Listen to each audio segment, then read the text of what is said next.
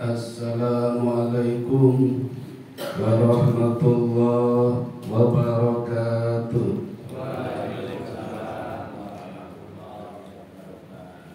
Alhamdulillah, thumma alhamdulillah, wassalatu wassalamu ala rasulillah sallallahu alaihi wasallam. Ashhadu an la ilaha illallah wahdahu la syarika lah, wa ashhadu anna Muhammadan abduhu wa rasuluhu la nabiyya ba'da.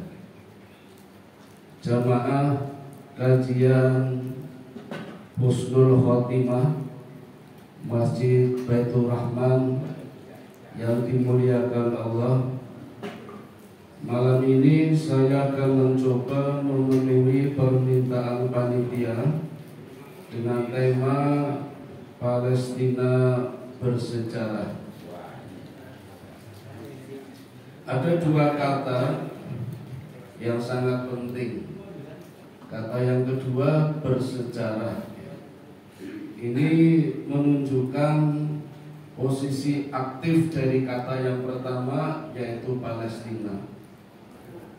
Padahal Palestina di sini adalah sebuah bangsa. Maka tentu saja yang mengaktifkan tiada lain adalah Allah Subhanahu wa Ta'ala yang membuat Palestina menjadi bersejarah. Saya akan mencoba mengangkat Palestina bersejarah dari berbagai sumber, tentunya dengan keterbatasan saya, baik ilmu, pengalaman, maupun waktunya yang juga terbatas. Maka nanti bila ada pendapat yang berbeda dengan saya, mudah-mudahan panjenengan tidak jadi masalah. Saya pun tidak akan mempermasalahkan. Bahkan saya akan ikut panjenengan sepanjang panjenengan punya landasan teori yang kuat. Karena kajian malam ini adalah kajian ilmiah. Ilmiah di atas sunnah. Ilmiahnya karena banyak referensi yang bisa kita gunakan. Sunnahnya karena berbicara masalah qasasul anbiya, sejarah para nabi. Dan mempelajari sejarah para nabi adalah bagian dari rukun iman yang ketiga dan yang keempat. Maka barang siapa mempelajari qasasul anbiya, insya Allah sesuai dengan kajian kita, jamaah kita husnul khotimah. Husnul itu baik, khotimah berakhir. Jamaah yang berakhir dengan baik, jamaah yang menutup kehidupannya dengan baik, yaitu dengan keimanan, dan jaminannya adalah surga. Amin ya rabbal alamin. Bapak-bapak dan saudara-saudara sekalian, berbicara masalah Palestina sebenarnya langsung tidak langsung, sadar tidak sadar, setiap harinya kita menyinggung minimal 17 kali. Di dalam sholat kita, sholat wajib kita, setiap rakaat kita pasti membaca surat Al-Fatihah. Di ayat ke-6 kita mohon kepada Allah, a'udzubillahi minasyaitonir rajim, ihdinas siratal mustaqim. Ya Allah, tunjukkanlah kami jalan yang lurus. Jalan yang lurus seperti apa? Ayat ke-7, siratal ladzina an'amta alaihim, jalan orang-orang yang telah Engkau berikan nikmat, yaitu para nabi dan para rasul. Ghairil maghdubi alaihim, bukan jalan-jalan orang-orang yang dimurkai, yaitu Yahudi, dan bukan pula jalan orang yang sesat, waladhdallin. Siapa orang yang sesat? Kristen. Kenapa Kristen disebut sesat? Karena membela mati-matian orang-orang Yahudi. Padahal orang Kristen sendiri musuhnya Yahudi, Yahudi musuhnya Kristen, Tetapi kenapa mereka bekerja sama? Karena cita-citanya sama, mengalahkan Islam. Jadi mereka bekerja sama dalam selimut, musuh dalam selimut. Pada saatnya nanti mereka juga berdua perang.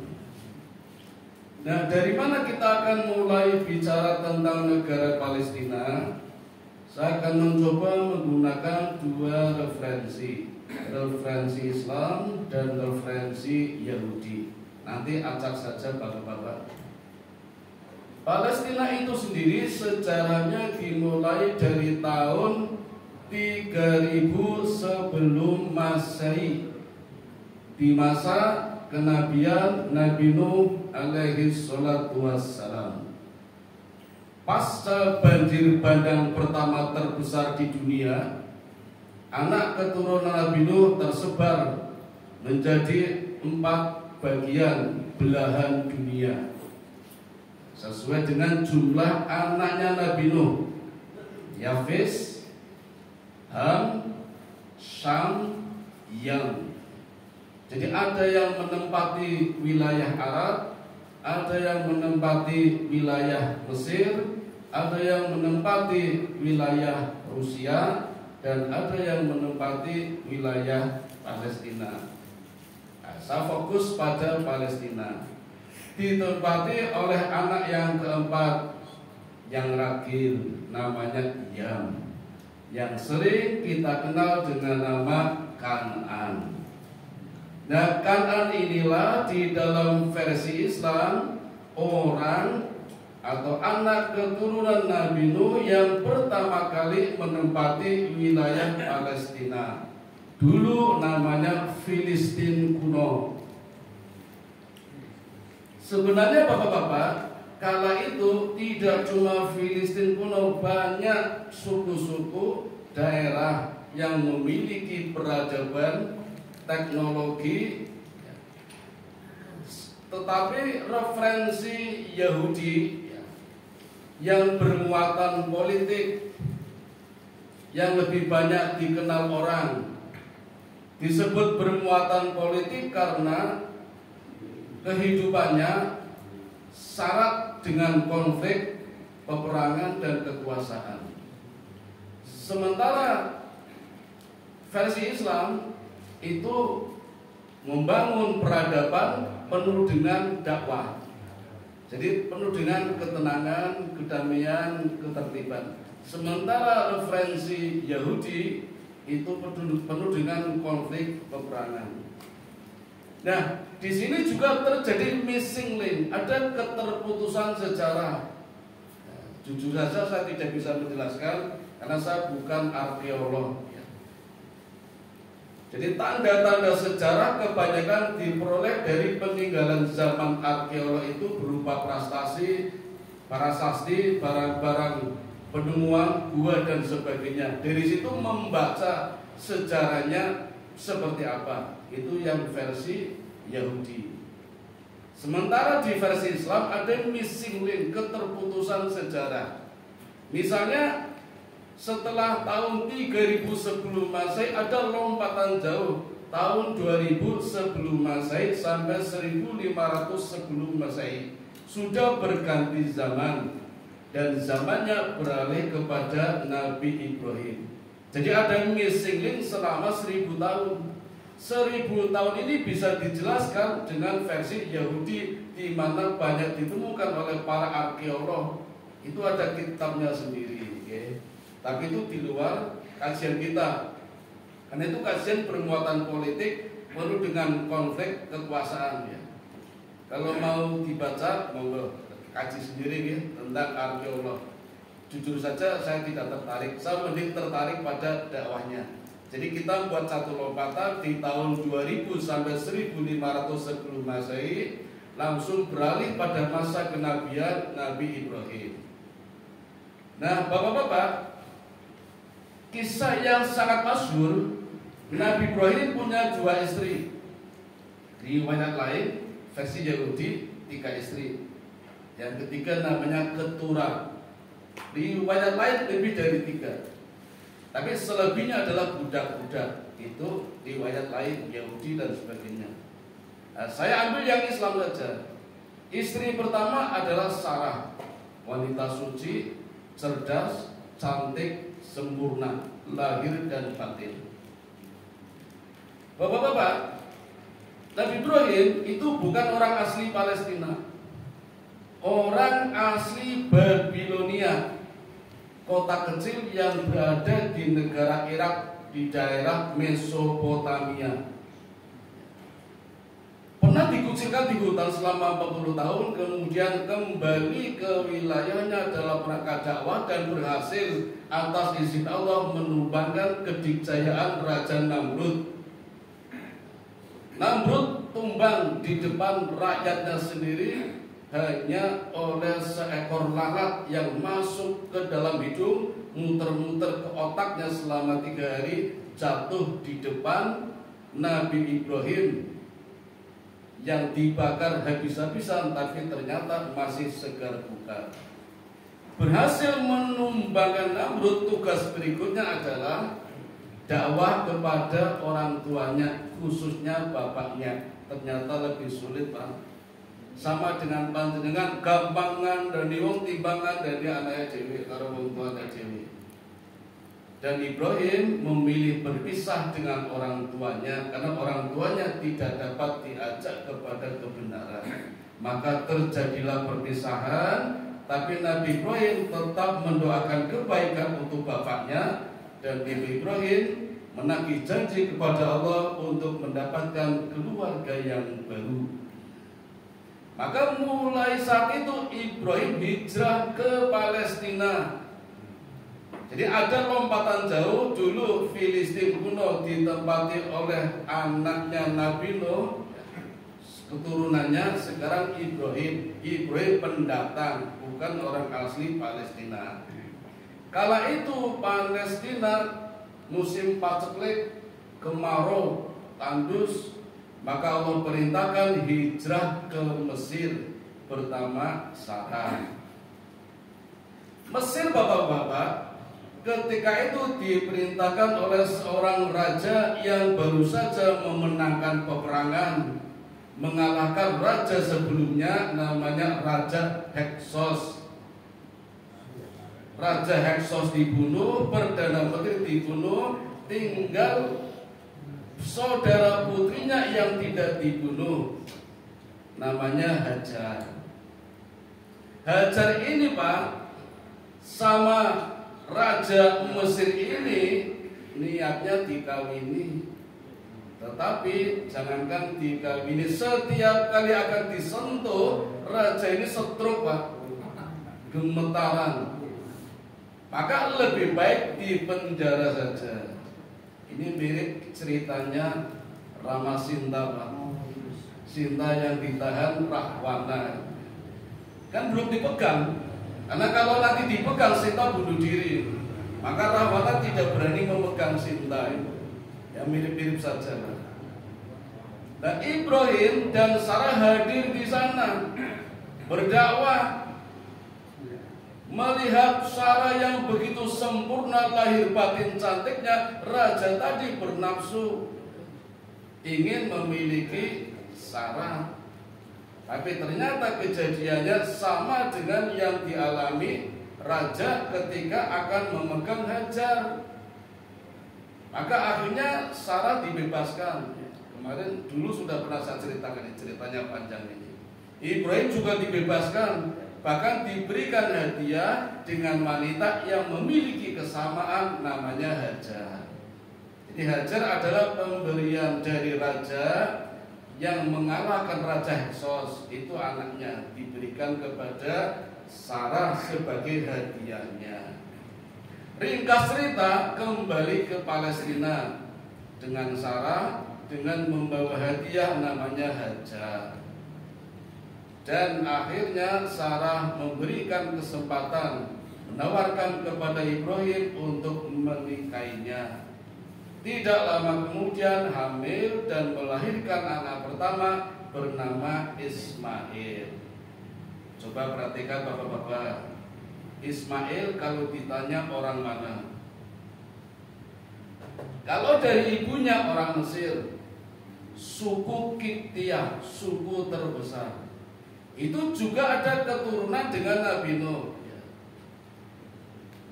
Tapi lahir di Palestina. Baru 1 tahun dibawa oleh Ibrahim ke Arab. Arab ya, kasus terjadinya masyarakat Mekah. Jadi asal mula kota Mekah karena Nabi Ismail sama Hajar dibawa oleh Ibrahim di usia 1 tahun. Sejak saat itu Ismail tinggal di Mekah, menjadi orang yang pertama yang mahir berbahasa Arab, menjadi nabi pertama dari kalangan Arab. Pandai berkuda yang pertama kali juga Nabi Ismail. Jadi kalau kita lihat Ismail orang mana Pak? Mesir, Palestina atau Arab? Lahirnya di Palestina, ibunya orang Mesir, lahirnya di Arab. Baik orang mana? Boyolali atau Jogja? Monggo terserah yang mana. Itu bukan kajian kita, tapi menunjukkan bahwa negara Palestina bukan negara main-main, negerinya para nabi. Negerinya para nabi, Nabi Nuh, Nabi Ibrahim. Tadi Pak, waktu Ibrahim hijrah dari Irak ke Palestina, itu juga tidak sendiri, mengajak keponakannya namanya Lut. Lut masih kecil. Nabi Ibrahim khawatir kalau Lut tinggal di kerajaan itu banyak kasus KKN, korupsi, kolusi, nepotisme. Enggak cuma zaman sekarang, dari dulu udah ada. Bahkan sering terjadi penyimpangan seksual. Ibrahim khawatir, maka Lut diajak ke Palestina dan di sana dididik oleh Nabi Ibrahim hingga masuk Islam dan jadilah Nabi Lut.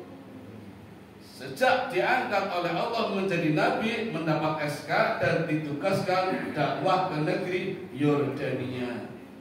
Jadi dalam satu waktu Pak, ada 2 nabi dengan wilayah berbeda, Ibrahim di Palestina, Lot di Yordania.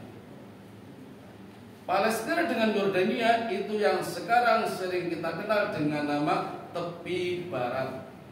Jadi kalau panjenengan dengar berita di TV, tepi barat dikuasai Israel, tepi barat itu adalah daerah wilayah Palestina Yordania.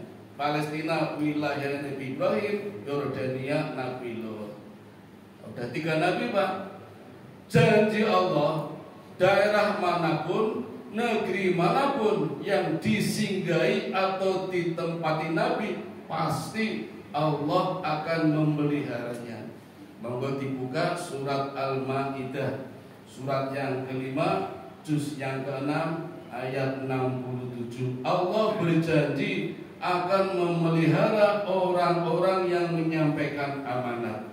Siapa orang yang menyampaikan amanat? Nabi dan para rasul. Bagaimana cara memeliharanya? Melindunginya, memberikan mukjizat dan memberikan kemakmuran pada daerahnya. Maka Palestina pasti menjadi daerah yang penuh dengan keajaiban, banyak mukjizat, subur, makmur dan menyimpan rahasia terbesar. Nah, lanjut ya. 4 tahun kemudian lahir anak kedua dari istri pertama Ibrahim, namanya Ishak. Ismail kita tinggalkan ya, sudah jadi orang Arab, bahkan jadi nabi Arab. Sekarang Ishak asli Palestina, lahir di Palestina, ibunya juga orang Palestina. Nah berarti dari sini Pak, asal mula Palestina dari Nabi Ishak. Hampir tua usianya, Ibrahim sebagai bapaknya khawatir Ishak kok nggak punya jodoh, jangan-jangan punya tapi diam saja atau nggak berani bilang sama bapaknya. Jangan harus jeli Pak, kalau punya putra ke orang tua calon gege. Maka Ibrahim menikahkannya dengan seorang wanita yang masih memiliki saudara. Dari pernikahannya itu lahir 2 anak. Yang pertama namanya Ais atau Esau, yang kedua namanya Yakub. Nama Yakub sebenarnya sudah dijanjikan oleh Allah di dalam Al-Quran. Sebelum anak lahir, namanya sudah ada di dalam Quran, bahwa nanti akan lahir seorang anak dari Yakub, dari Ishak, namanya Yakub, dan setelah itu akan lahir lagi, namanya Yusuf. Itu sudah ditulis di Quran, Pak. Padahal bayinya belum ada. Mungkin dulu digawe, Pak. Dan kok jadi esok anak pertama itu bonus. Nah, ini ada riwayat lain juga dari Yahudi. Kalau riwayatnya begini, ketika lahir kembar, posisi Yakub anak kedua itu memegang kakinya Esau. Maka sangat diyakini oleh orang Yahudi yang memegang kakinya itu anak kedua, yang dipegangi anak pertama. Sehingga diputuskan anak pertama adalah Esau atau Ais, anak kedua Yakub. Ini masih versi Yahudi. Esau tidak mempermasalahkan Arab anak pertama untuk kayu raurus, karena Esau itu punya karakter. Kalau bahasa kita beladok, Pak, sing penting mangan wareg, makanya badannya besar. Badannya besar, berbulu, bulunya kuning, tinggi. Ini nanti melahirkan nabi-nabi Eropa, Swedia, Denmark, itu banyak nabi. Yakub bengkring, kecil, lemah, tetapi ambisinya kuat. Memang ada kesamaan hobinya sama-sama berburu, tapi yang diburu lain. Esau lebih suka di padang pasir, di gurun Sahara, berburu beruang, singa, macan. Yakub juga suka berburu ayam, unggas, kecil-kecil, dan lebih suka di rumah. Kalau Ais bikin tenda di padang gurun Sahara, Yakub bikin tenda di depan rumah, di halaman, ya kayak capramuka. Lebih suka membantu ibunya masak. Jadi anak mama. Nah, justru masalahnya timbul dari ibunya. Ini versi Yahudi ini. Ibunya sangat berambisi. Nanti yang menurunkan, mewariskan kenabian adalah Yakub. Itu karpe ibunya. Ishak itu lebih cinta, suka kepada Ais. Nah ini kebetulan Ishak itu sudah tidak bisa melihat, Pak. Nah, maka ibunya sangat berharap kenabiannya turun pada Yakub. Sehingga ketika Ais pergi berburu, Yakub dimainkan. Disuruh meladeni bapaknya, disembelihkan hewan, disuguhkan, harapannya mendapatkan warisan dan doa dari bapaknya, dan sukses. Doanya sudah diturunkan kepada Yakub. Ais datang, tidak terima, maka berjanji akan membunuh Yakub di hadapan bapaknya. Ibunya takut, maka Yakub hijrah, diminta hijrah. Hijrah ke pamannya bernama Syekh Laban. Dalam perjalanan hijrah, Nabi Yakub tidak kuat kalau melakukan perjalanan siang. Nggak punya pengalaman berburu di padang pasir, badannya kecil, maka seringkali berteduh, berhenti, tertidur di siang hari, begitu malam tiba baru berjalan. Dan disinilah terjadi mukjizat, di kala malam jalannya bisa cepat sekali. Karena punya kebiasaan berjalan di malam hari, maka Yakub punya nama panggilan Isra.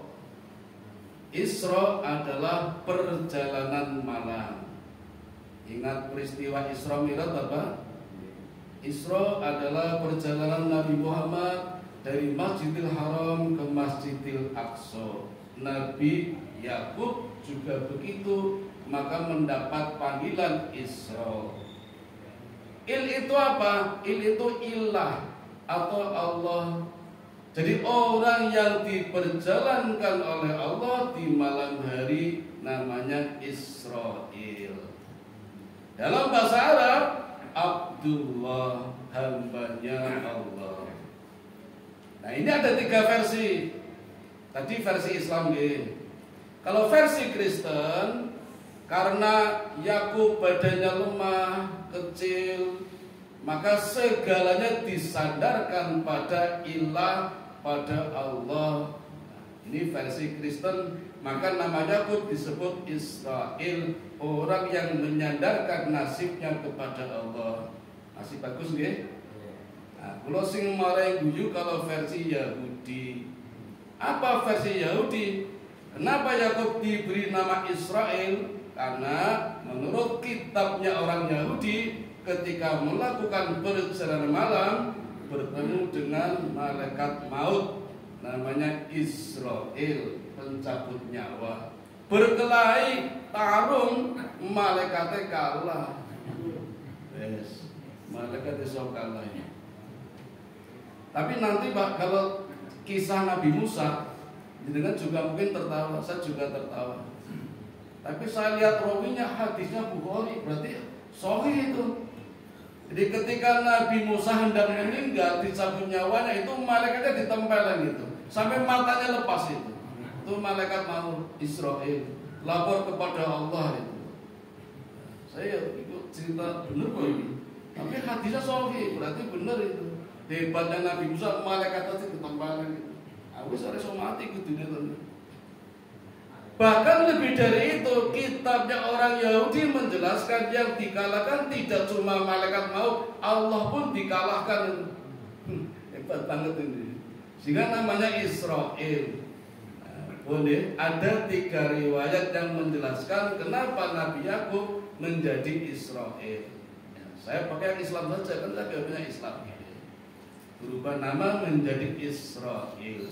Jadi kalau kita dengan Israel atau Israel, itu sebenarnya nama lain Nabi Yakub. Bapak-bapak, Nabi Yakub punya istri 4. Yang 2 sah, yang 2 budak. Versi Islam ya.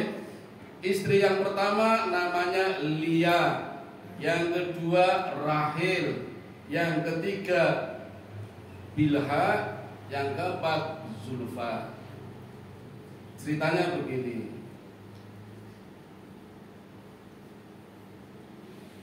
Lia sama Rahil itu anaknya Syekh Laban. Ketika Yakub hijrah sampai di rumah Syekh Laban, witing tresno jalaran saka kulino, ambil dino perlu. Jadi tertarik. Kakaknya Lia penyakitan pucet, kuru, bengkring. Adiknya Rahil gusit, prampil, prigel, lincah, genit, brigas. Yakub naksir Rahil. Maka menikahinya. Syekh Laban memberikan syarat. Syaratnya apa? Bekerja selama 7 tahun, maharnya selama 7 tahun, baru menikahi Rahil. 7 tahun dilewati, maka menikahi Rahil. Begitu ijab kabul selesai, dibuka di kamar, ternyata bukan Rahil, Lia. Jadi dihapusin itu loh Pak. Marah, nesu karo pamannya. Jadi onan nesu karo pamannya, aku ngapusi, aku pengen Rahil dikasih Lia.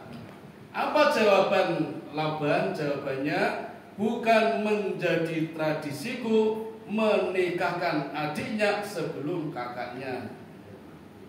Di sini wonten nggih, Pak? Ora entuk lompati. Nah, itu tradisi dulu. Sekarang kan boleh toh, Pak? Boleh.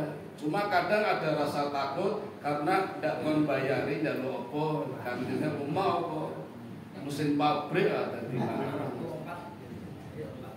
Jadi yang dinikahi pertama, anak pertama Lia yang tidak disenanginya. Tetapi Allah memberikan anugerah menikahi orang yang tidak dicintainya. Ternyata Lia menjadi subur, menjadi cantik, dan dikaruniai 6 anak laki-laki. Simon, Ruben, Levi, Yehuda, Ikhyasar, terus satu lagi Zebulon. Nampak lanang kabeh, anugerah dari Allah. Cinta pertama masih pada Rahil.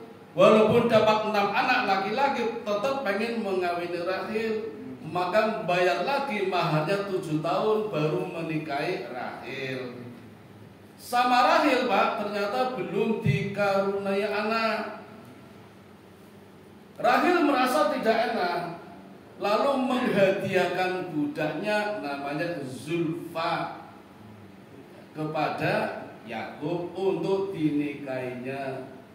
Hasil perkawinan dengan budaknya lahir 2 anak laki-laki namanya Dan sama Naftali. Laki-laki lagi 2. Anaknya pinten? 6 baru 6 berapa? Ya 8. Lia kakaknya Rahil tahu kalau Zulfa memberikan 2 budaknya, maka Lia Mary menghadiahkan juga budaknya namanya Bilha. Dan dengan Bilha Allah juga karuniai 2 anak lagi namanya Gad sama tadi Dan sama Naftali, ini Gad sama Asher, 2 laki-laki lagi pun pinten 10.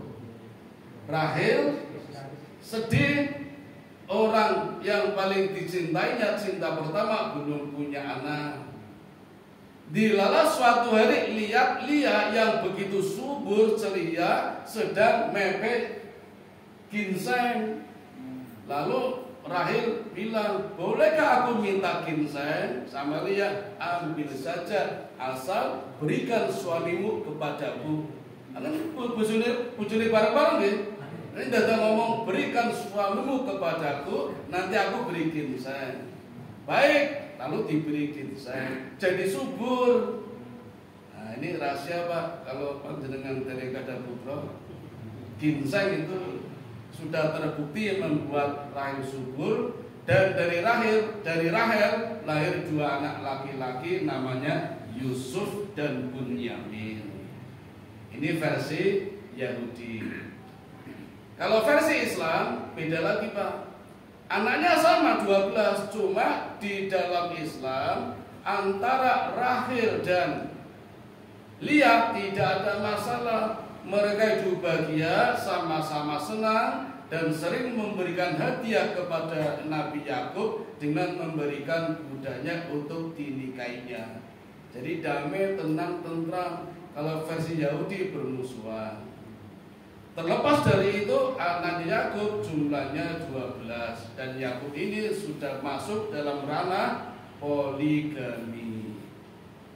Kalau mau jujur, Pak, orang Israel, orang Yahudi mestinya tidak mencari celah menuduh Nabi Muhammad orang yang poligami. Karena sebelumnya Yakub sudah poligami duluan, bahkan menikahi budak-budaknya. Bahkan ketika akan kembali dipesan oleh Syekh Laban, Yakub sudah cukup, kamu tidak perlu menikah lagi. Berarti dibatasi 4 poligami, tidak boleh lebih menurut ajaran Syekh Laban. Pun istri 4, anak 12. Versi Islam. Versi Yahudi anaknya 14, yang 2 putri, namanya Dinah sama Yatiroh. Tetapi karena nasabnya laki-laki, maka wanita tidak dianggap. Itulah nasib perempuan ketika itu, sangat tidak berharga. Islam datang mengangkat derajat wanita. Oke. Dari 12 anak ini, Pak, kita sudah tahu semua kisah-kisah yang sangat masyhur. Dari 12 anak, siapa yang paling masyhur? Tentu saja Yusuf. Kita sudah ada ceritanya. Ini tak potong-potong biar cepat. Kalau enggak 1 nabi aja 1 jam ya. tak potong-potong. Ketika iri dengan Yusuf, semua berniat ingin membunuh Yusuf, termasuk gara-gara dua istrinya yang budak ini, Pak. Ini bahasa sekarang kere munggah balik. Orang musuh terima kasih malah manas-manasi ngomor-ngompori. Zulfa sama Bilha ini loh, manas-manasi Lia. Jadi Rahil dikeroyok 3 wanita ini. Dikeroyok sampai pada turunannya. Saudara-saudaranya Yusuf juga benci, dan 11 saudaranya yang benci kan 10, karena yang Bunyamin adiknya Yusuf beda dengan yang 10 tadi. Nah, yang paling sangar itu Yehuda, Pak, anak yang keempat. Nah, ini cikal bakal Yahudi sudah mulai dari sini, dari anak Yakub yang keempat, namanya Yehuda. Padahal caranya sama Yusuf ya jauh banget. Yusuf masih 1 tahun, dia sudah mahasiswa ibaratnya. Harusnya kan melindungi, tapi malah iri, meri, memusuhi. Maka dia sudah mengatur siasat, bahkan ketika musyawarah memutuskan langsung bunuh saja. Nah, tetapi saudara yang baik, namanya Lewi, itu yang menahan, jangan dibunuh.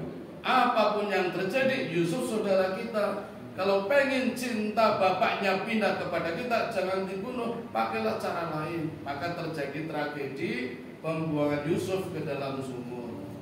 Itu masih mending, Pak, berkat usulannya Lewi. Nah, nanti Pak Lewi ini kan menikah dengan perempuan. Anaknya perempuan namanya Yukabat.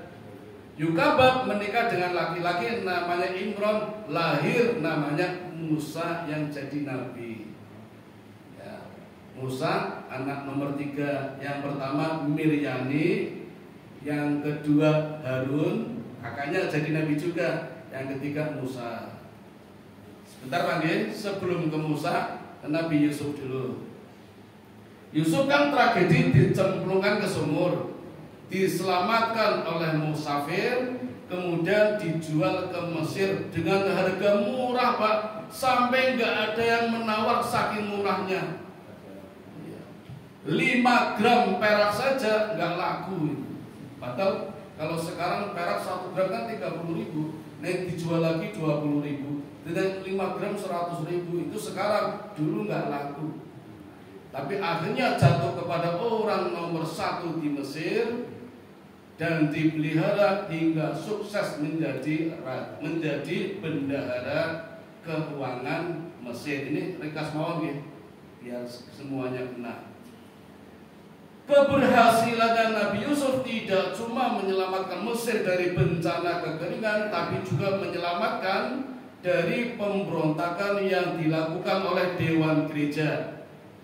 Maka raja yang berkuasa ketika itu, kebetulan masih baik rajanya, memberikan hadiah kepada Nabi Yusuf berupa tanah untuk di tempat tinggal. Namanya tanah Gosen, bahasa Mesir. Kalau bahasa Palestina Gosen, bahasa Arabnya Jism, artinya tanah yang bergerak. Tanahnya bergerak-gerak, Pak. Jadi kalau belum lama kita mendengar ada musibah tanah bergerak, dari dulu sudah ada, namanya Jism. Kalau Gosen, tanah yang kebanjiran. Ibaratnya, Pak, ini kan ada pembangunan jalan tol, banyak warga ditawari arep bedol desa, apa tak sangoni, apa dipindah dengan ganti untung. Dulu nggak milih. Yusuf juga nggak digusur, tapi diberikan hadiah. Nek jenengan ditawari arep ganti untung apa dipindah tapi dapat tanah ning sandet gelem ora, Pak. Yusuf nerima diberi tanah dekat laut, namanya daerah Gosen, tanah yang kebanjiran, jadi sering banjir. Dalam bahasa Arab Jism, tanahnya bergerak. Maka nanti kasus pembelahan lautan oleh Nabi Musa secara ilmiah dan ilahiyah. Nanti tak singkat-singkat mawon. Ringkas cerita, setelah Nabi Yusuf berkuasa, saudara-saudaranya diboyong semua. 11 orang dibawa semua dengan bapaknya, tinggal di Mesir. Berarti Palestina ditempati siapa, Pak? Gak tau lah, gitu aja ya. Kan sudah pindah semua ke Mesir, Palestina kosong. Ya paling ada warga-warga biasa, bukan orang-orang penting. Kan nabinya sudah pada pindah ke Mesir.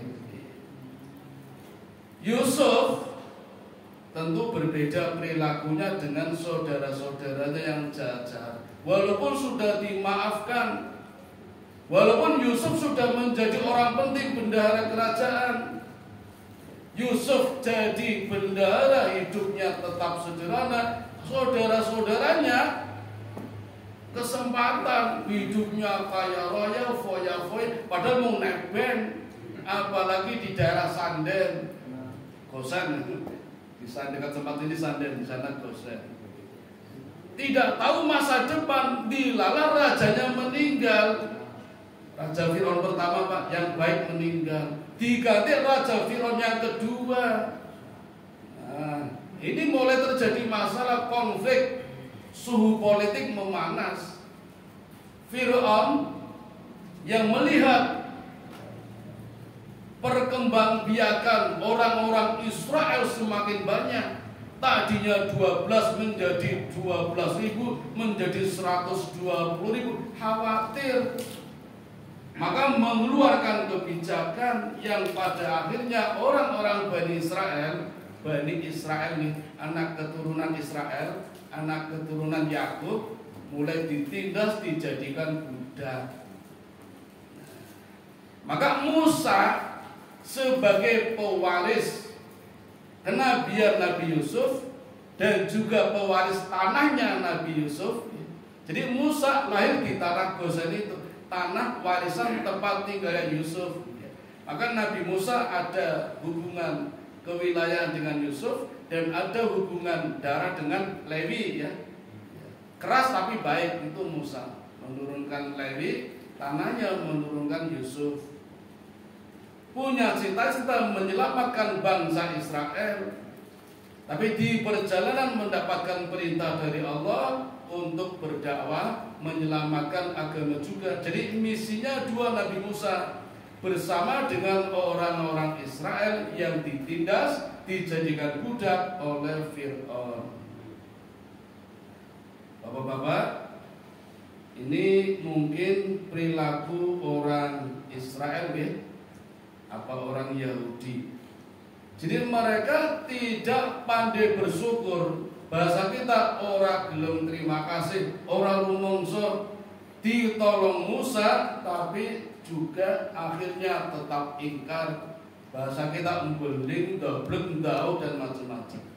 Padahal bangsa Israel, Pak, di masa Musa hidup menyaksikan sendiri betapa kedahsyatan mukjizat. Di hadapannya orang-orang Israel yang diselamatkan oleh Nabi Musa menyaksikan sendiri 9 mukjizat itu. Mulai dari batu, ketika umatnya mengeluh tidak ada air, minta kepada Musa untuk mohon kepada Allah diberikan air. Maka dengan perintah Allah, ya Musa, pukulkan tongkatmu ke atas batu. Itu ada di dalam surat Al-Baqarah ayat 60. Maka Musa memukulkan tongkatnya ke batu, hanya dengan sekali pukul memancar 12 mata air. Umatnya Israel melihat sendiri kedahsyatan mukjizat Nabi Musa. Satu. Yang kedua, dalam kondisi kepepet, dikejar oleh Firaun di hadapan laut samudra. Allah juga perintahkan kepada Musa, pukulkan tongkatmu ke lautan, maka laut terbelah menjadi 12 jalan tol, Pak. Agawe istilah jalan tol. Karena satu jalan saja lebarnya 900 meter. Jalan tol pinter, Pak. Lebar bukan panjang. Itu orang sekilo. 900 meter, padahal ada 12 jalan, terbagi menjadi 12 jalan. Tadi batu mengalirkan 12 mata air, lautan ini terbelah 12. Kenapa 12, Pak? sesuai dengan jumlah kabilahnya Bani Israel. Kan ada 12 keturunan. Ruben, Simon, Lewi, Yehuda, Gad, Naftali, Isahar, Aser, ada 12, Yusuf, Binyamin. Jadi anaknya Yakub, tapi Allah mewariskan teka-tekinya kepada Nabi Musa. Kenapa 12? Lagi. Mukjizat ketiga ini berkenaan dengan sisi gelap dalam kehidupan Fir'aun. Jadi kalau kita sering menurut Fir'aun itu kaya orangnya hebat, enggak semuanya Pak. Ada sisi gelapnya, diantaranya Allah hilangkan makanannya. Di kerajaan Fir'aun mengalami defisit makanan hilang semua. Ini juga mukjizat yang ditujukan kepada orang Israel agar yakin kepada nabinya Nabi Musa yang mengalahkan Fir'aun. Yang keempat, Allah hilangkan pula pepohonan. Yang kelima, buah-buahan. Ini dalam waktu bersamaan Pak. Yang keenam, Allah perintahkan Musa untuk melemparkan tongkatnya, seketika menjadi ular besar dan memakan ular-ular kecil milik tukang-tukang sihir Fir'aun. Menyaksikan sendiri umatnya itu. Ada berapa mukjizat Pak? 6 ya. Yang ketujuh, Allah kirimkan belalang dalam jumlah jutaan. Hampir sama dengan kisahnya Nabi Ayub. Ketika hendak sembuh dari penyakitnya, Allah juga kirim belalang, tapi belalangnya beda. Nabi Ayub belalang emas. Di Ayub setelah teruji kesabarannya, kaya mendadak lagi, dapat belalang banyak, belalang emas. Beda dengan belalang Wonosari. Sak plastik selawe itu. Ini Nabi Ayub belalang emas. Fir'aun belalang, tapi belalang ganas. Panen gagal. 8 katak dalam jumlah banyak. 9 darah. Darah Pak. Gak ada air jernih langsung jadi darah. Zaman sekarang aqua langsung jadi darah. Itu 9 mukjizat Allah turunkan kepada Nabi Musa, langsung disaksikan di hadapan mata oleh orang-orang Israel. Tapi itulah orang-orang Israel sebegitunya masih juga tidak yakin, ingkar juga kepada Allah. Padahal Musa sudah menyelamatkannya dari kejaran Fir'aun hingga bisa menyeberang lautan, menyisir lewat pantai menuju Palestina. Nah, ini mau masuk ke Palestina lagi Pak. Di tengah jalan mampir di satu perkampungan yang penduduknya menyembah sapi. Dalam waktu bersamaan Musa mendapatkan perintah menghadap Allah untuk menerima kitab Taurat di Bukit Sinai, di Gurun Sinai. Bukitnya namanya Tur Sinai. Tur itu nanti menjadi Taurat, kitab yang diturunkan di Bukit Tur, Taurat ada di Gurun Sinai selama 30 hari di bulan Dzulqa'dah. Maka bapak-bapak mestinya bulan Dzulqa'dah 30 hari, nggak mungkin 29. Bulan lain boleh 29, 30. Ini mestinya Dzulqa'dah 30. 30 saatnya Musa turun menemui umatnya, tapi tidak turun. Allah perintahkan Musa lagi, tambah 10 hari lagi, menjadi 40 hari. Padahal 30 hari sebelumnya Musa itu berpuasa tanpa berbuka Pak. Karena akan menghadap Allah, menghormati Allah, berpuasa. Hari ke-30 Musa hendak membatalkannya. Allah perintahkan, ya Musa jangan batalkan. Mengukur bau ya Allah, enggak apa-apa. Itu lebih baik daripada minyak wangi kasturi di sisi Allah. Kalau di sisi manusia ya baru. Jangan batalkan, malah tambah 10 hari jadi 40 hari. Maka puasanya Nabi Musa 40 40 hari tanpa berbuka. Dengan berapa hari Pak? Angin buka boten? Orang sana kuat Pak. Sana kuat sudah terbiasa. Saya juga tadinya nggak yakin, tapi karena anak saya di sana di Swedia hari ini Pak panasnya siangnya 20 jam, siangnya 4 jam. Jadi kalau sama dengan Ramadan kemarin itu siangnya 20 jam, malamnya 4 jam. Jadi bar tarawih langsung sahur. Puasanya 20 jam. Wah. Nah, kalau hari ini malah kebalik. Siangnya 4 jam, malamnya 20 jam. Wah, enak pengantin baru ini. Malam terus. Bahkan di Islandia, Finlandia ada hari-hari tertentu yang mataharinya 24 jam. Anda kosong, orang buka toh Pak? Ternyata kuat, ternyata Nabi Musa juga kuat. Wilayah sana seperti itulah. Saya kira cuma cerita, ternyata benar. Karena anak saya di sana juga membuktikan seperti itu. Oh gitu. Ketika Musa turun, ternyata umatnya sudah disesatkan dengan penyembahan sapi yang dibuat oleh Samiri. Siapa Samiri? Samiri adalah bayi yang juga selamat dari pembunuhan Fir'aun. Dulu ketika Fir'aun membuat kebijakan membunuh bayi laki-laki, ternyata yang selamat tidak cuma Musa, Samiri juga selamat. Namanya sama-sama Musa, yang ini Musa bin Imran, yang ini Musa bin Dofar. Panggilannya Samiri. Bedanya Musa dipelihara oleh Fir'aun sebagai anak angkat, Samiri dipelihara oleh malaikat Jibril. Jangan keren toh Pak. Tapi karena tinggal di tengah-tengah orang yang menyembah sapi, apalagi malaikat Jibril tidak selalu menemani tiap hari, maka perangainya sama dengan orang-orang yang tinggal menyembelih sapi, menyembah sapi. Dari mana bisa membuat sapi? Dulu ketika menyeberang Lautan Merah, karena Musa sibuk dengan Jibril, Samiri di belakangnya melihat, ini kok akrab sekali, padahal Jibril kan yang merawat saya, kenapa akrabnya dengan Musa?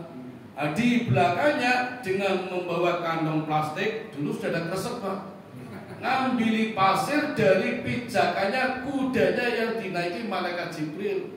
Nah, dari pasir itulah dijadikan sapi dengan ditambah emas-emas perhiasan umatnya Nabi Musa yang mengambil dari Fir'aun. Tuh Pak, orang-orang Israel Pak, ditolong Nabi Musa, sempat-sempatnya mencuri perhiasan Fir'aun. Pinter banget itu, sempat-sempatnya ini. Sama Samiri dikumpulkan untuk membuat sapi.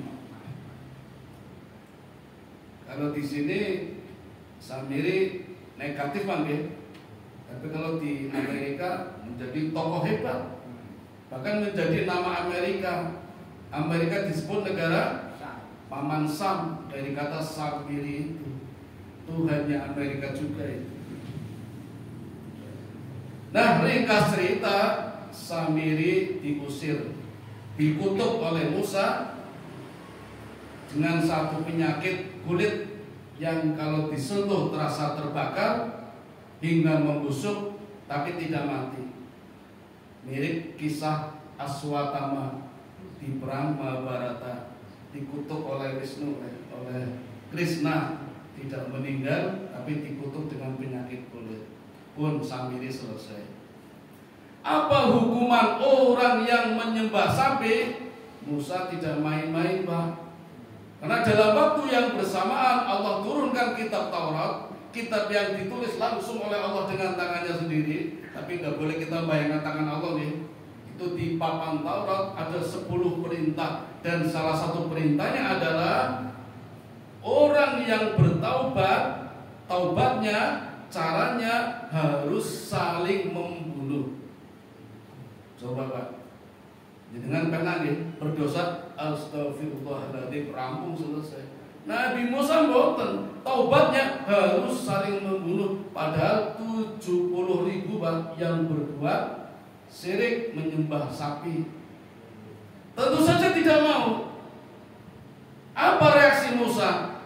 Musa mengangkat bukit Tursina Pak dengan tangannya. Nonton film Krishna Pak? Mengangkat bukit Vrindavan itu. Saya jadi curiga, jangan-jangan mirip-mirip ini. Kalau kamu tidak bertobat, aku timpakan bukit Tursina kepadamu. 70.000 Pak. Musa hanya dengan satu tangannya. Ini kalau dijatuhkan mati semua. Tinggal pilih, bertaubat mati syahid, aku timpakan bukit mati sangit. Akhirnya saling membunuh dengan pisau, dengan tombak, dengan pedang, sampai 70.000 mati. Sehingga sisa berapa Pak? Sisa 50.000. Kan yang diselamatkan Musa melewati lautan 120.000. Yang 50.000 menyaksikan sendiri betapa mereka bertobat dengan saling membunuh. Kudunya wedi ngeri tau Pak. Ini ora kapok. Nah, itulah orang-orang Israel seperti itu. Sampai di jalan pun masih minta tolong Musa untuk minta langsung kepada Allah diberikan makanan dan minuman. Allah turunkan Pak. Jadi mereka menyaksikan mukjizat langsung, turunkan itu dari langit jatuh ke pohon. Namanya mana wassalwa. Mana itu makanan yang bahan pokoknya madu, salwa itu daging burung. Wah penak tempat wis mateng kali makan. Siap makan orang siap saji tok. Nah, kita pesen dadak ngemograb dadak mintani barang. Itu saja masih nawar-nawar. Ora ono lodeh, ora kacang panjang. Ora angkringan, masih nawar-nawar, nyari-nyari yang tidak bergizi, dikirim mana salah bergizi tidak mau. Nah itu kejadiannya Pak selama 40 tahun. Daerahnya namanya daerah Is. Kenapa Musa sampai terjebak di situ selama 40 tahun? Karena umatnya diajak berjihad tidak mau. Jadi setelah melintasi Lautan Merah, itu tujuannya kan Palestina. Hendak sampai di Palestina, ternyata Palestina sudah ditempati oleh suku yang bernama Jababirin ila Amaliko. Orangnya besar-besar, gede-gede, kayak raksasa itu Pak. Nah orang Yahudi lihat seperti itu takut, nggak mau perang. Padahal Allah janjikan kalau mau perang pasti menang itu, tapi nggak mau. Malah bilang gini, ya Musa, engkau sajalah yang berperang. Ajak Tuhanmu berperang. Kami tak nonton aja. Orang Yahudi Pak. Menghadapi kaum Jababirin yang dipastikan menang tidak mau, malah nyuruh Musa, kamu saja berperang. Ajak Tuhanmu, kami tak nonton saja. Nanti kalau menang kami masuk, kalau kalah ya udah resiko. Itu orang Israel Pak. Orangnya pengecut, wanine keroyokan, menggunakan kekuatan orang lain. Sampai akhirnya ringkas cerita Nabi Musa meninggal dunia. Yang didahului oleh Nabi Harun dulu, kakaknya meninggal dulu. Itu saja difitnah oleh umatnya, dikira yang membunuh Musa, padahal Allah sendiri yang mengangkatnya. Setelah Allah kembalikan jasadnya baru percaya. Itu orang Israel Pak. Sama nabinya saja seperti itu. Boleh? Masih ada waktu betul ini? Tanggung ya? Tanggungnya ya? Sebentar lagi dah. Musa meninggal, kepemimpinan diserahkan kepada muridnya atau asistennya, dulu temannya, namanya Yusak bin Nun, panggilannya Joshua, Nabi Joshua. Di bawah kepemimpinan Nabi Joshua, maka Joshua berhasil menembus Palestina. Dan terjadilah perang besar antara orang-orang Bani Israel yang dipimpin oleh Joshua melawan kaum Jababirin Amaliko. Perang dasar terjadi hari Jumat Pak. Lihat posisinya sudah menang, tapi kayaknya nggak selesai. Kalau dilanjutkan besok Sabtu, nggak pada mau perang Pak. Orang Yahudi, orang Israel punya keyakinan kalau hari Sabtu Tuhan cuti. Karena Tuhan menciptakan alam semesta dalam 6 masa mulai hari Ahad, sehingga Sabtunya cuti istirahat. Tuhan capek katanya. Karena Tuhan capek, kita istirahat, kita hari raya. Maka tidak mau diajak perang kalau sampai hari Sabtu, tuntaskan dari Jumat. Padahal menjelang hampir maghrib, sudah sore itu. Apa reaksi Joshua? Matahari yang hampir tegak ditahan, Pak. Ditahan. Kayak Krishna tenang ini. Ditahan. Sampai perang benar-benar tuntas dan menang, baru matahari yang menghilang. Dan mulai dari situlah Palestina mulai ditempati oleh Bani Israel. Tapi ini belum selesai Pak kisahnya Pak. Pun tak putus-putus mawon ya. Yusak bin Nun meninggal, kemudian digantikan oleh Talut. Talut harus menghadapi Jalut, raksasa juga. Maka Talut menawarkan, siapa yang berani melawan Jalut, tampil anak gembala namanya Daud, yang jadi nabi Pak, Nabi Daud. Kalau bisa memenangkan, anakku jadi istrinya. Daud setiap mengembalakan kambing sudah terbiasa Pak menghadapi anjing-anjing hutan, serigala dengan senjatanya yang namanya lato-lato. Batu sama batu diikat terus digini-gini Pak. Kan namanya lato-lato. Nah zaman saya kan kata-kata. Jadi dengan lato-lato, wing, lehernya serigala mati, anjing mati. Itu yang dipakai ketika melawan Jalut dengan lato-lato. Maka langsung mengikat leher Jalut, raksasa jatuh mati. Itu Daud yang diangkat oleh Allah menjadi nabi. Karena menang, hadiahnya anaknya Talut. Tapi tidak terima anaknya Talut yang lain. Kan harusnya jadi raja, anaknya raja. Kenapa anak gembala yang bernama Daud? Nah mulai pecah Pak. Orang Israel pecah jadi dua, yang satu Yahudi, yang satu Israel. Nabi Daud meninggal, digantikan Nabi Sulaiman. Nabi Sulaiman anaknya Nabi Daud menyatukan kembali menjadi satu. Nah di zaman Nabi Sulaiman inilah Pak, membangun satu kejayaan yang sekarang sedang diincar oleh Israel sekarang. Jadi Israel sekarang Pak, itu sedang mengincar satu peninggalan Sulaiman yang bernama Haikal Sulaiman. Letaknya di bawah persis Masjidil Aqsa. Maka sekarang Masjidil Aqsa gerowong. Kalau ini yang naik terlalu banyak bisa ambruk. Tapi kalau ambruk, itulah cita-citanya Israel akan mendirikan negara Israel Raya. Karena Israel Raya punya keyakinan akan menguasai dunia kalau bisa mendapatkan Haikal Sulaiman. Haikal itu tempat kuil, tempat ibadahnya Sulaiman dulu. Ya, jadi Sulaiman raja sekaligus nabi. Keyakinan orang Yahudi kalau bisa mendapatkan itu, puncak kejayaan Yahudi di situ. Maka sekarang yang sedang dikejar itu. Kalau siapa yang berhak menempati Palestina, ya orang-orang Palestina yang dulu-dulu kan lebih duluan daripada Israel. Asalnya diajak Musa berjuang nggak mau, berjihad nggak mau, sampai Musa meninggal, baru digantikan Yusak baru mau. Itu saja menyepelekan, tidak sungguh-sungguh, tidak serius. Nah, sekarang baru mulai merebut lagi. Jadi siapa yang berhak duluan? Ya Palestina. Israel kan baru saja.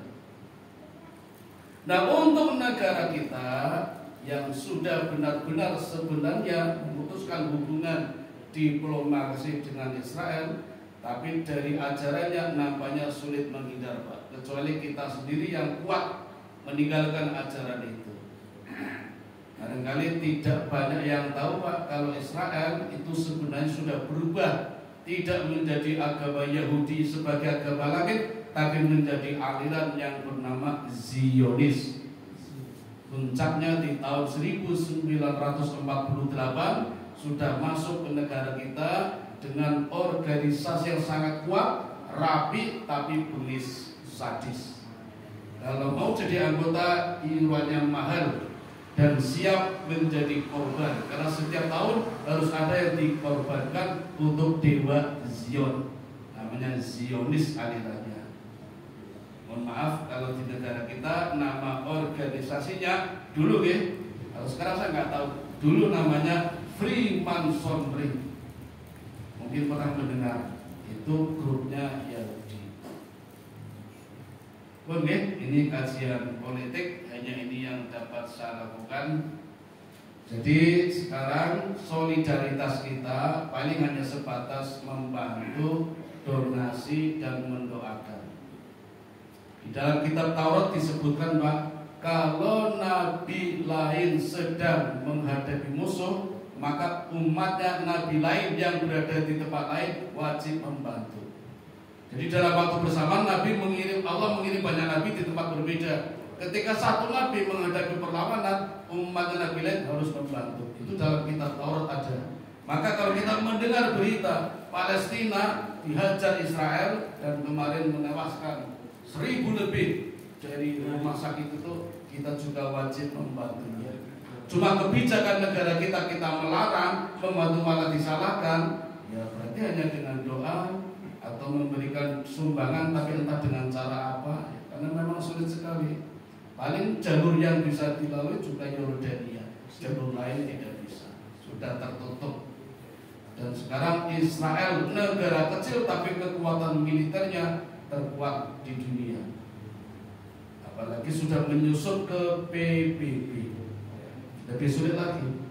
Dulu dilarang, sekarang malah merapat jalur formal dan sekarang berkuasa. Kenapa Amerika lebih tertarik membela Israel daripada Palestina? Entah ada apa, ya seperti itu. Maka di balik Amerika tentu ada Israel, di balik Israel tentu ada Amerika. Dan itu dulu juga tahun 1931 sebelumnya pernah diambil alih oleh Inggris, termasuk Yerusalem, termasuk Syria. Hanya siasat saja, setelah diambil alih Inggris, kemudian dalam waktu berapa lama dikembalikan, tapi kepada Israel. Mulai dari situ merugikan Yerusalem, merugikan Palestina. Jadi kabarnya Pak, sekarang sudah 4/5 bagian Palestina dikuasai Israel, termasuk jalur Gaza, itu tempat makamnya Nabi Yusuf. Dulu Nabi Yusuf dimakamkan di Mesir, tapi minta makamnya dipindah ke Palestina, terutama di jalur Gaza. Itu juga ada hadisnya Pak. Tadi dibacakan ayat 66 sampai berapa Baqarah ya? Itu juga ada kisahnya, itu ada kaitannya tentang orang Israel yang saling banyak bertanya itu. Sehingga untuk menghidupkan orang meninggal syaratnya dengan sapi betina. Banyak nanya seperti apa, sampai dijawab oleh Allah, sapinya tidak terlalu tua, tidak terlalu muda, warnanya kuning mengkilat sehingga orang senang dan harus dibayar mahal. Caranya Allah turunkan malaikat memberitahukan kepada anak yatim, karena ternyata anak yatim ini yang punya sapinya Pak, dan bilang kalau nanti datang ditawar harganya sama dengan emas seberat sapi ini. Karena ngayal tidak takon-takon. Padahal kalau sejak awal sapi betina gampang, Anda tak tanya umurnya berapa, warnanya apa, ciri-cirinya ini seperti. Demikian Bapak-bapak yang dapat kami sampaikan secara ringkas, cuplikan, tentunya sejarahnya masih panjang. Mudah-mudahan kalau terjadi perbedaan pendapat mendatangkan rahmat bagi kita. Yang terpenting adalah kajian ini menjadikan kita cerdas dan juga mendatangkan anugerah bagi kita sebagai tanda kita beriman kepada para nabi dan rasul. Mudah-mudahan ada manfaatnya. Saya tutup. Assalamualaikum warahmatullahi wabarakatuh. Terima kasih kami ucapkan kepada Bapak Ustadz Fatuddin Aziz yang sudah menyampaikan Allahu Akbar. Mungkin banyak kita yang tapi semoga kita tetap istiqomah dalam beriman dan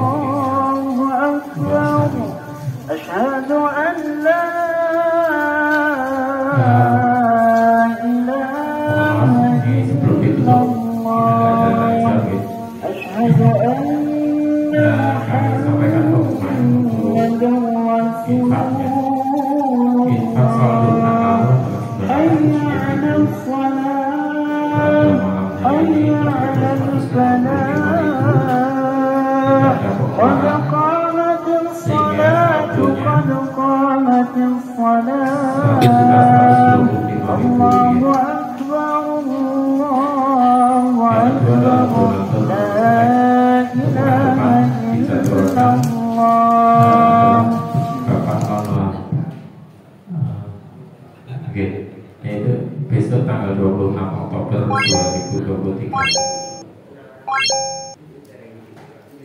Seperti itu pengumuman yang dapat kami sampaikan.